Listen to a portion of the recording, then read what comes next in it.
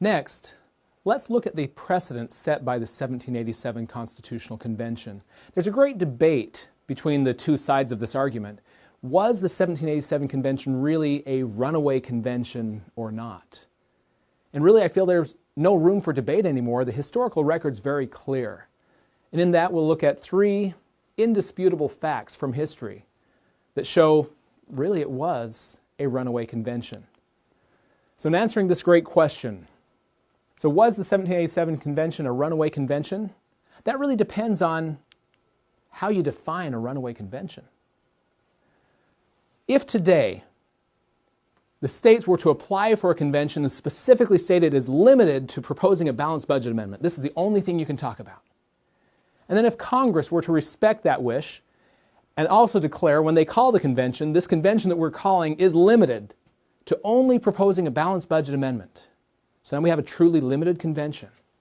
And then both of them, in their calls for the convention, remind the delegates that whatever you come up with must be ratified by the Article 5 process, which states 3/4 of the states must ratify.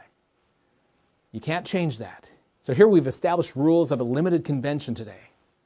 And then if the convention ignores these limits, makes broad and sweeping changes to the Constitution, and then creates a completely new ratification process by turning it over to the people for a simple majority vote of American voters, would you consider this to be a runaway convention? I think anyone would consider that to be a runaway convention, and when we talk about that, this is the fear. Oh no, that could never happen, those that are promoting this would say. And yet that is almost exactly what did happen in 1787. Let me demonstrate. First, when the 1787 Convention was being called, and as the commissions were being sent out to the delegates from various states, we find that 11 states gave specific limitations of power to the delegates of the convention. Congress also gave specific limits, and the existing Constitution, the Articles of Confederation, also had limits of power for the ratification process. All of these were limitations on the power of the convention. For example, as we look through the state resolutions, as they gave power to their delegates, 3 states and Congress specifically said that this convention was for the sole and express purpose of revising the Articles, not replacing them. In addition to that, 2 states referred to, in the Articles of Confederation, Article 5 was certain powers the states were given. The power to recall their members of Congress, term limits for Congress, the fact that Congress had no pay while they were serving. 2 states referred to this section and said this must be preserved. Whatever else you change in the Constitution, the Articles of Confederation, we must preserve those Article 5 powers the states had. And last, 10 states, Congress, and Article 13 of the Articles of Confederation reference the need for ratification by all 13 state legislatures. Now, 9 of those states, that was found in their instructions they were giving to their delegates, again in this document. The 10th state, Rhode Island, as most people know, didn't attend the convention. But interestingly, they sent a letter to the convention, first of all explaining why they weren't coming, but then reminding, even though we're not there, whatever you come up with in this convention will require our approval, because it takes all 13 state legislatures to ratify. So Rhode Island sent a letter to the convention reminding them of this ratification requirement. So in all totaled, we have 11 states, Congress, and the existing Constitution all imposing limits of power on the convention held in 1787. So was that convention a limited convention or unlimited? As it was called, it clearly was a limited convention. Is that what happened? Well, no. Were those limits obeyed? 3 states in Congress saying it should be only for the purpose of revising the Articles. That's not what happened, is it? They replaced the document with a completely new U.S. Constitution. That was ignored. Were those provisions found in Article 5 of the Articles of Confederation protected? Again, no. That request from those states was ignored. And then the big one, the ratification process. As we covered in the previous sections of this video, the ratification requirement of all 13 state legislatures was ignored. So this is a convention held in 1787 that was called as a limited convention, and once it convened, it became an unlimited convention. All of the limits of power that they were given were violated. Now, as we look at the record that James Madison wrote of the debates and discussion in 1787 during that convention, there was a lot of talk about, do we have the power to do what we're talking about doing? The debate went back and forth. Here's just one excerpt where Alexander Hamilton is saying, to rely on and propose any plan not adequate to these exigences. They use that word differently in different ways, but exigences refers to a strong need, an urgent need. And so they felt that the changes they were proposing were urgently needed. And to propose any plan not adequate to these needs, merely because it was not clearly within our powers, would be to sacrifice the means to the end. What's he admitting in the middle here? Okay, so these things that we're proposing may not be clearly within our powers, but we really need to do it. What's he admitting? Sure, we're overstepping the bounds. In addition to that, after the convention had finished their work, September 17th, 1787, they signed the document, and then it went out to Congress and to the states for ratification. And during the ratification debates, should we ratify this new proposed Constitution, this created the Federalist Papers. And in Federalist 40, James Madison addresses the charge against them that you overstepped your bounds, you exceeded your authority. This was a runaway convention, the Anti-Federalists said. In Federalist 40, James Madison doesn't refute those claims, he admits them. He says, for example, it was therefore essential that such changes be instituted by some informal and unauthorized propositions. What's he saying? That what they did was unauthorized, but needed, and so it's therefore justified.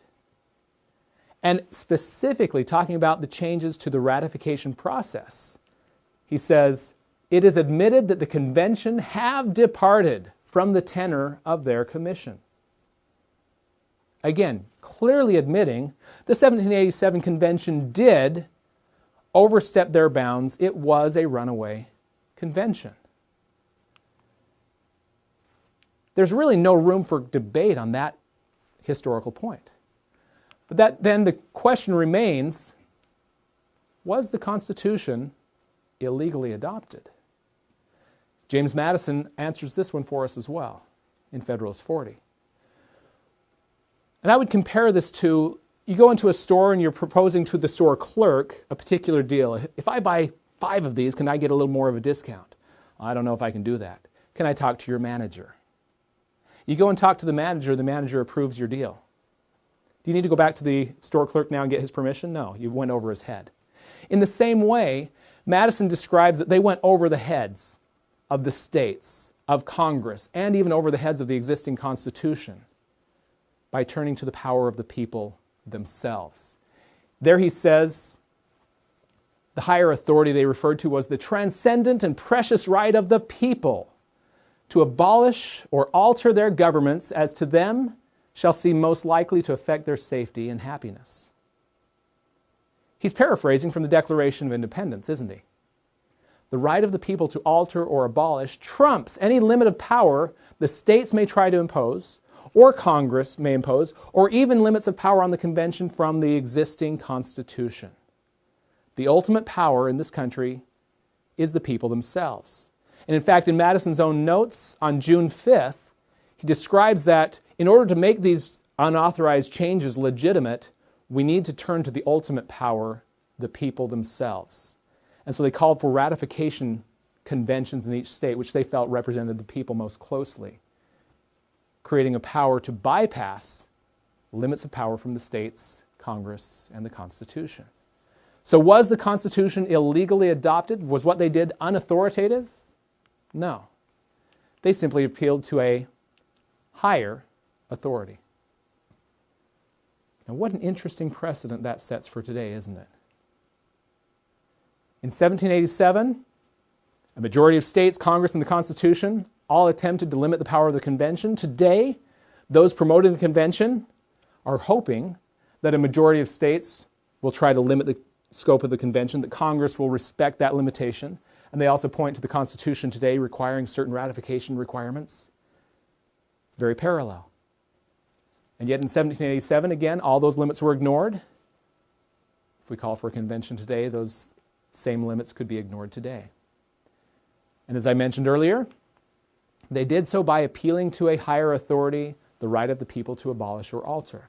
If we hold a convention today, the precedent has been set, hasn't it? They could appeal to the precedent set by 1787. If our current Constitution is legitimate, then this power to ignore limitations and abolish or alter the existing Constitution is an inherent right that the convention holds if they turn the ratification over to the people. Interesting.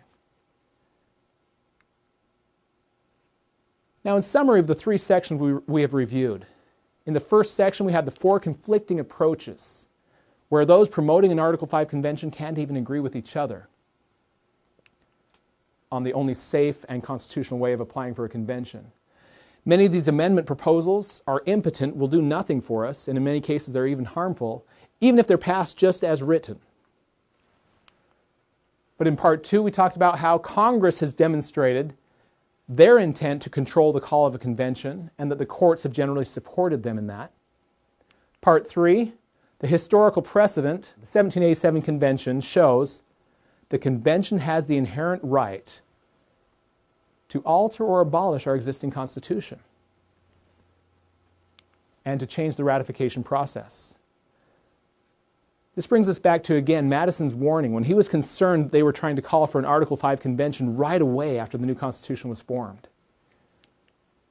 He says, if a general convention were to take place for the avowed and sole purpose of revising the Constitution, he's talking about a limited convention, sole purpose of just making some changes to the Constitution. An election into it would be courted by the most violent partisans on both sides. It would no doubt contain individuals of insidious views who might have the dangerous opportunity of sapping the very foundations of the fabric. Is our political environment today any different? Is it any better than it was then? I'm afraid it's worse than it was then. He then concludes, having witnessed the difficulties and dangers experienced by the first convention, I should tremble for the result of a second. I think we've clearly shown there are some significant details that have not been shown by those promoting the Article 5 convention that need to be considered. This convention has the inherent power to propose anything that they desire and to change the ratification process. This concludes part 3. In our next section, we'll explore other options for how to rein in our out-of-control government. Thank you.